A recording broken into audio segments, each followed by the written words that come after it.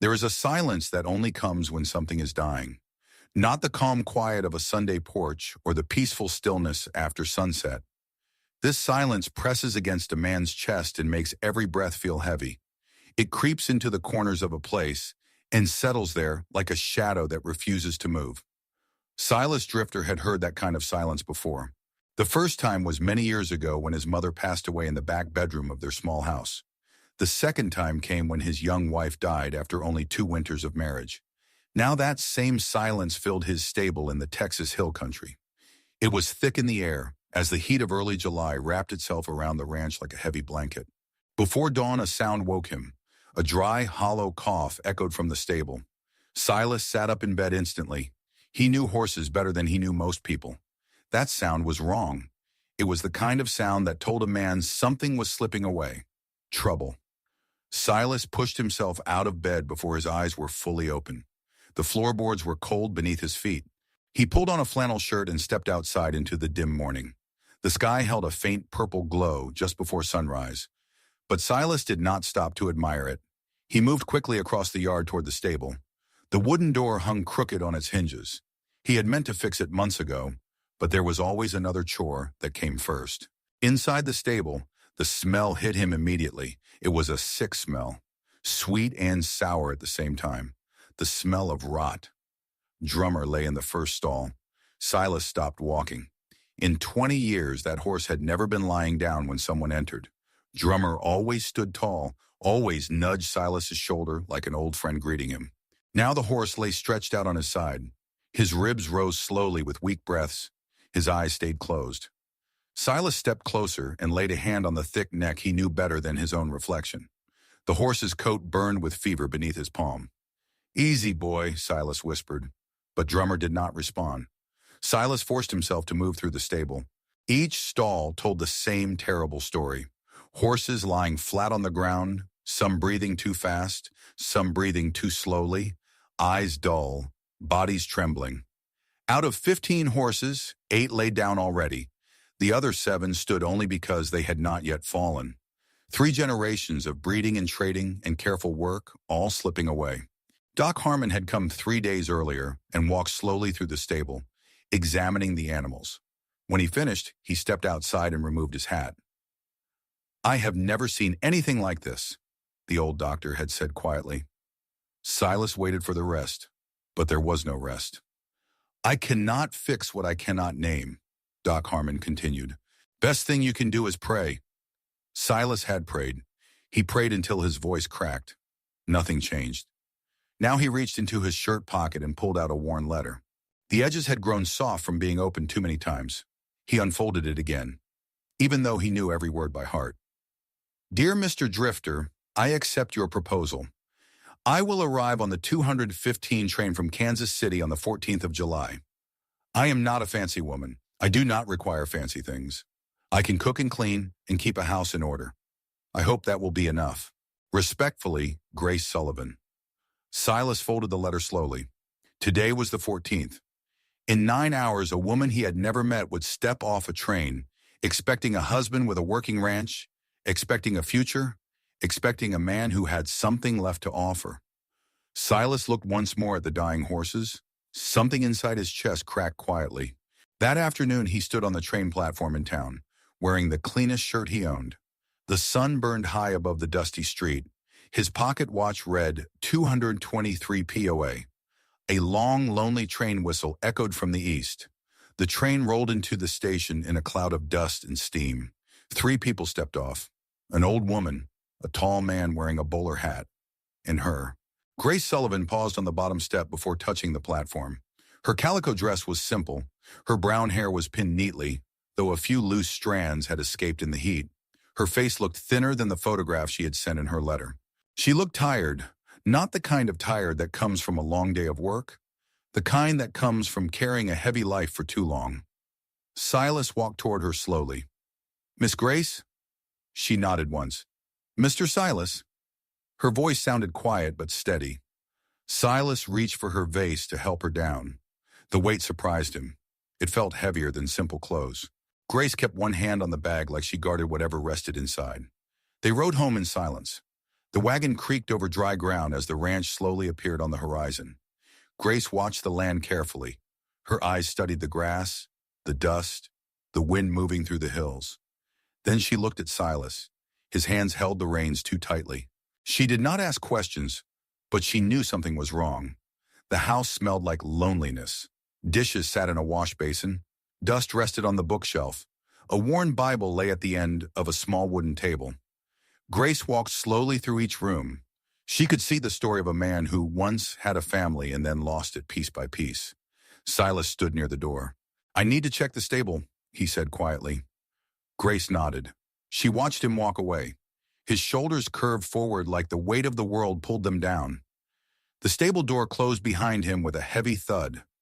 Night fell before Silas returned. Grace lit an oil lamp and sat quietly in the kitchen, eating leftover biscuits alone. Through the window, she could see the stable in the distance. Even from far away, the faint smell of sickness drifted through the warm night air. Grace knew animals. Something terrible was happening out there. Hours later, she opened her. Under folded dresses and stockings sat rows of small glass bottles wrapped carefully in cloth. Willow bark, peppermint, chamomile, yarrow. At the very bottom rested a small, leather-bound book wrapped in oilcloth, her grandmother's book. Years of knowledge written in faded ink. Grace opened the pages and flipped carefully to the section about horses. Remedies, measurements, instructions. She read slowly until her eyes burned. Then she closed the book. She stood. She lit the oil lamp again. Then she walked toward the stable. The smell met her before she reached the door. Heavy, wrong. Inside, horses lay in their stalls, breathing weakly. Grace knelt beside the first one. She checked the gums, felt the heat of the fever, listened to the breathing. She recognized it immediately. Summer fever. Her grandmother had treated it years ago back in Pennsylvania. Behind her, a floorboard creaked. Grace turned. Silas stood in the doorway watching her.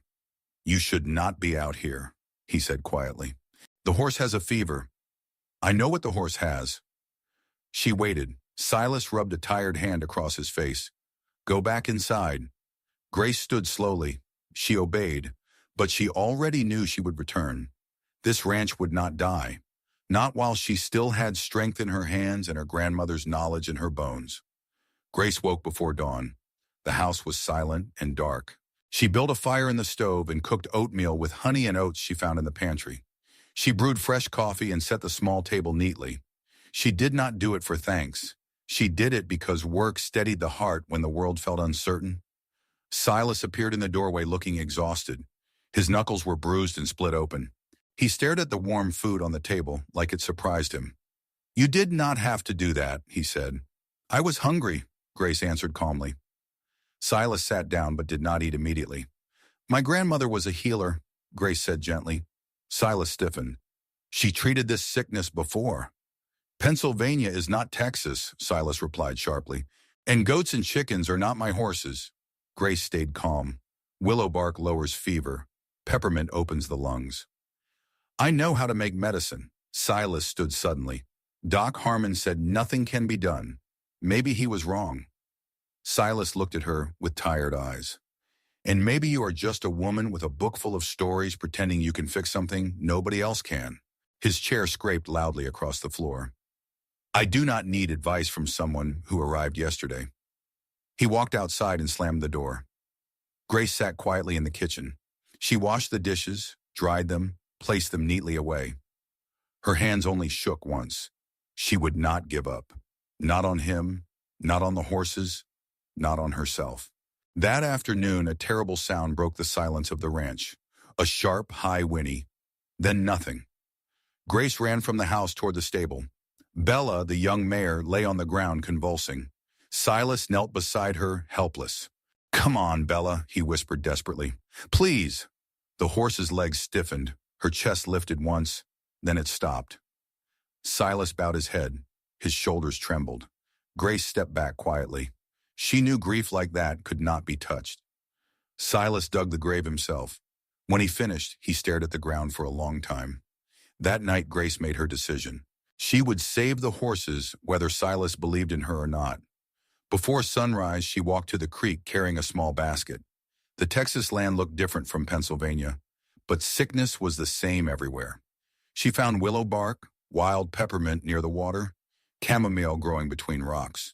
By noon, she gathered enough herbs for several batches of medicine. Late that night, she carried the warm herbal mixture into the stable. The lantern cast long shadows across the stalls. She started with the horses still strong enough to swallow. Then she moved to Drummer. He barely breathed. Grace lifted his head gently into her lap. She poured a little medicine into his mouth. It spilled out. She tried again. Still nothing. So she did the only thing left. She began to sing, a soft Irish lullaby her grandmother used to sing while treating sick animals. The quiet melody drifted through the stable like a prayer. Drummer's ear twitched. His throat moved. He swallowed once, then again. Grace kept singing and pouring small drops of medicine into his mouth. Behind her, a board creaked.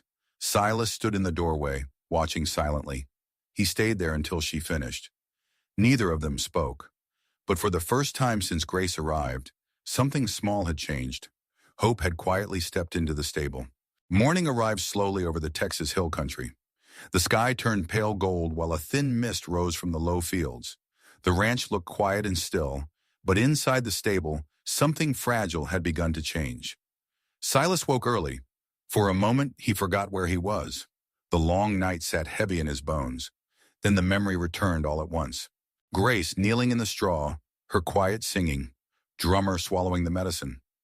Silas pulled on his boots and stepped outside. The morning air felt cooler than usual.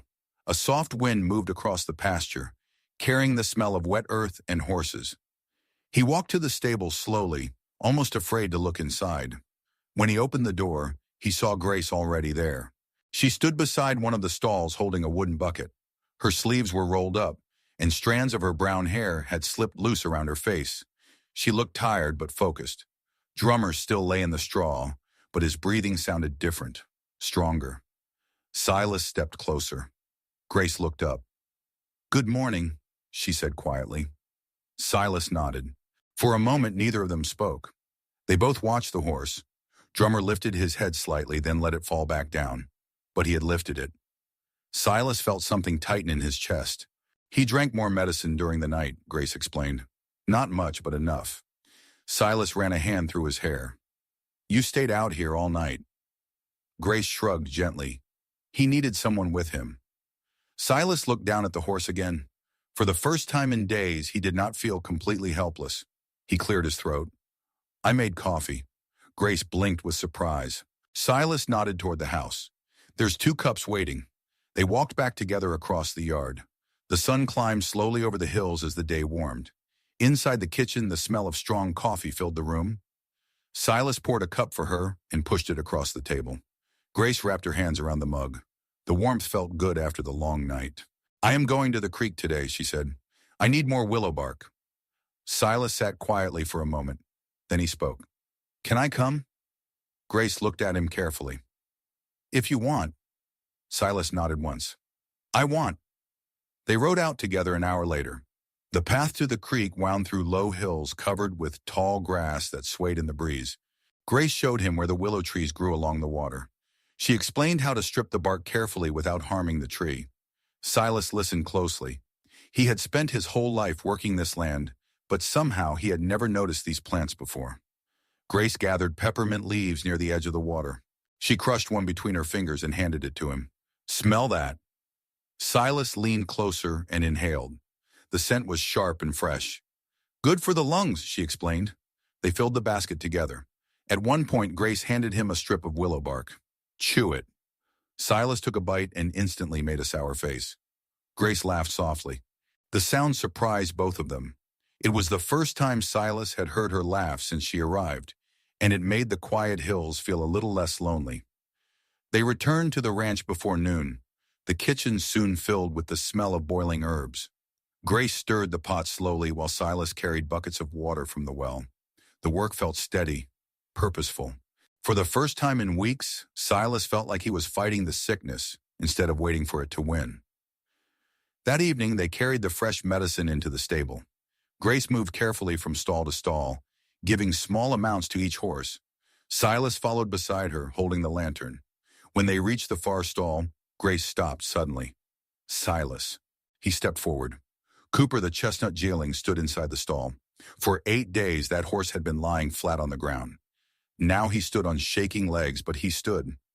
Silas stared in disbelief. Is that real? Grace stepped closer and placed a gentle hand against the horse's neck. The fever heat had faded. His fever is breaking, she whispered. Silas felt something rise in his chest. Relief, real relief. He leaned against the stall door and let out a long breath. The next morning, 2 more horses stood. By afternoon, a 4th one lifted its head and began drinking water again. The stable slowly filled with quiet signs of life. Drummer still lay in the straw, but his breathing had grown stronger. His ears twitched whenever Grace spoke. Silas began spending more time in the stable again, not because he had to, but because he wanted to see the changes with his own eyes. One evening, while Grace measured herbs, Silas watched her hands carefully. You learned all this from your grandmother? Grace nodded. She believed every sickness had a path back to health. You just had to listen closely enough to find it. Silas studied the horses. I stopped listening a long time ago. Grace did not answer that. She simply handed him a small jar. Pour this slowly into the bucket. Silas obeyed. Their work became quiet teamwork. The ranch began to breathe again, but the worst night had not yet arrived. Late one afternoon, the sky darkened suddenly. A wall of black clouds rolled across the western horizon. The wind rose fast. Dust whipped across the pasture and the air turned cold. Silas looked up from the barn roof where he had been working. That storm is coming fast. Thunder cracked across the hills. Grace hurried toward the stable. We need to secure the doors. The wind roared across the ranch as they fought to close the heavy barn doors. Horses whinnied nervously inside the stalls. Rain began falling in thick sheets. Lightning flashed across the sky. Then a loud crack echoed overhead. Part of the stable roof split open. Rain poured straight through the hole directly onto Drummer's stall. The horse began to shake violently. His body stiffened. His legs kicked against the wooden boards. Silas dropped to his knees beside him. Drummer, he whispered desperately. Please. The horse's muscles locked tight. For a moment he stopped breathing. Silas pressed his forehead against the horse's neck. The grief broke out of him like a flood. Raw sobs shook his shoulders. Grace knelt beside them. Rain soaked her dress, and mud covered her hands as she reached for Drummer's jaw. She searched carefully. Then she felt it, a faint pulse. Silas, she shouted above the storm. He lifted his head. He is alive. Hope flashed in his eyes again. But I need your help, Grace said firmly. I cannot save him alone. Silas wiped the rain and tears from his face. I am here. They worked through the storm together. They dragged the horse away from the rain, wearing through the broken roof. They wrapped him in blankets. Silas lit a small stove in the corner of the stable to warm the air. Grace prepared more medicine. Every 15 minutes, she fed Drummer small amounts while Silas held the lantern and steadied the horse's head. The storm raged outside all night. Wind howled. Rain hammered the roof. Inside the stable, the two of them fought quietly for one life. Between doses of medicine, they talked about the ranch, about Grace's long journey from Pennsylvania, about Silas's wife who had died years earlier, about loneliness, about the strange way 2 strangers could suddenly be working side by side like they had known each other forever.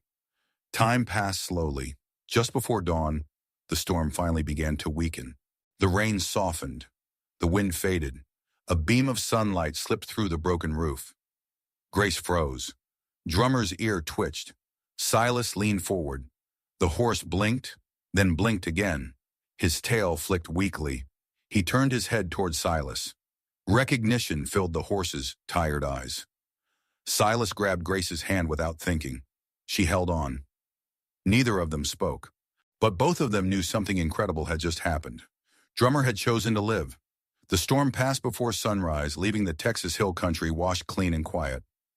Water dripped slowly from the stable roof where the boards had split open during the night. The ground outside glistened under the first light of morning. Inside the stable, the small stove still glowed faintly. Grace and Silas sat on opposite sides of Drummer's stall. Both were soaked from the storm and exhausted from the long night. Yet neither of them had the strength to leave. They had not slept. They had not needed to. Some nights are too important for sleep. Drummer shifted in the straw. Grace leaned forward. The horse lifted his head again, only an inch, but this time it stayed up. His breathing came steady and deep now. The harsh rattle that had filled his chest for days had disappeared. Silas slowly reached out and touched the horse's muzzle. Drummer nudged his hand weakly. Silas swallowed hard. "He knows me," he whispered. Grace smiled softly. "He never forgot you." The sky outside slowly turned pink and gold as the sun rose above the hills. Silas stood up carefully, his joints cracked from sitting on the hard floor all night. He looked down at Grace and offered his hand. She accepted it. They walked out of the stable together as the warm sunlight touched their faces. For the first time in weeks, the ranch did not feel like a place where things were dying. It felt alive again. The next 2 weeks brought slow but steady change. One horse stood, then another, then 3 more. By the end of the second week, 12 of the 15 horses walked the pasture again. Their coats slowly regained their shine, and their eyes no longer looked dull and tired. Drummer grew stronger each day. He followed Silas around the paddock like he had done since he was a young colt. Silas often stood watching the horses quietly, still amazed by what had happened. The ranch that had once felt silent and broken now filled again with the sound of hooves, nickers, and wind moving through the grass. Word began to spread across the county. At first it was only whispers. People talked about the strange sickness that had nearly destroyed Silas Drifter's ranch. Then they talked about the woman who had cured it. Soon neighbors began riding up the dirt road one by one. The Henderson family arrived first carrying a crate of sick hens. Then Widow Carter came with her milk cow that had stopped eating. A few days later, old Murphy arrived with a weak calf that could barely stand. Each visitor carried the same expression, hope mixed with doubt. Silas never made any big speeches. He never told anyone that Grace had saved the ranch. He simply stepped aside and let her work. Grace knelt beside the animals the same way she had knelt beside Silas's horses. She spoke softly, too. She measured herbs with steady hands. Sometimes the animals recovered quickly. Sometimes it took several days, but again and again the results were the same. The hens began laying again. Widow Carter's cow regained strength. Murphy's calf stood up and walked across the barn. Each time it happened, the owners looked at Grace with amazement. One afternoon, Murphy rode up the road again, dust flying behind his horse. He dismounted quickly and tipped his hat. "Ma'am," he said with a wide grin, "that calf of mine is running laps around the barn this morning." Grace smiled politely. "Sounds like he is feeling better." Murphy turned toward Silas and chuckled. "You hang on to this woman," he said. "She is worth more than every horse in this county." Silas felt heat rise to his face. Grace looked down at the ground, pretending she had not heard the comment, but she had heard every word.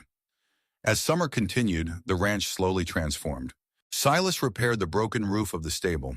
He fixed the old fence along the pasture and rebuilt the porch railing that had nearly fallen apart. His hands moved with new purpose. The grief that once weighed him down seemed lighter now. Grace worked beside him whenever she could. She cleaned the house room by room. She organized the kitchen shelves and filled jars with dried herbs gathered from the hills. Sometimes she laughed quietly while working. The sound was still soft and shy, like someone who had not been allowed to laugh for a very long time. One evening near sunset, Silas approached her in the yard. There was something different in his eyes. Not sadness, not worry, something warmer. "I want to show you something," he said. Grace followed him around the side of the house toward a small wooden shed that Silas had been repairing for several weeks. He pushed the door open. Grace stepped inside. She stopped immediately. The inside of the shed looked completely different. The walls had been cleaned and whitewashed until they looked bright and fresh. Wooden shelves lined the sides of the room, waiting to hold jars and bottles. A long workbench stood beneath a window where sunlight poured into the room. Grace slowly stepped closer. Then she noticed something resting in the center of the workbench. It was a small wind chime made from old horseshoes, drummer's horseshoes. Each piece had been cleaned and shaped carefully. When the soft breeze moved through the open window, the metal pieces rang gently together. The sound was quiet and peaceful. Silas rubbed the back of his neck awkwardly. "I figured you might want a proper place for your medicine," he said, "and I thought maybe you would like something of drummer's in here." Grace reached out and touched the wind chime gently. The soft ringing filled the little room. "It is beautiful," she whispered. Silas looked around the shed. "This place is yours now," he said. Grace turned toward him with surprise. "Why?" Silas took a slow breath. "Because you came here a stranger. You fixed what I could not fix. You saved this ranch when it was already halfway gone." He paused for a moment. "And somewhere in all of that, I stopped feeling alone." The words hung quietly in the air between them. Grace stepped closer. The sunlight from the window caught the loose strands of her brown hair. "I do not want you to feel alone," she said softly. Silas's voice grew rough. "Do you want to stay here?" Grace's heart began to pound. "Are you asking because of the letter?" she asked gently. "Or because of me?" Silas shook his head slowly. "Not the letter." He looked straight into her eyes. "I am asking because this ranch feels alive again. Because you walked into this house and made it feel like a home. And because when I think about tomorrow, I want you in it." Grace looked down at her hands. These were the same hands that had carried her grandmother's knowledge across half the country. The same hands that had saved animals and helped bring life back to this ranch. Then she looked up again. "I want that too," she said quietly. Silas exhaled slowly like a man who had been holding his breath for years. Later that evening, they sat together on the porch.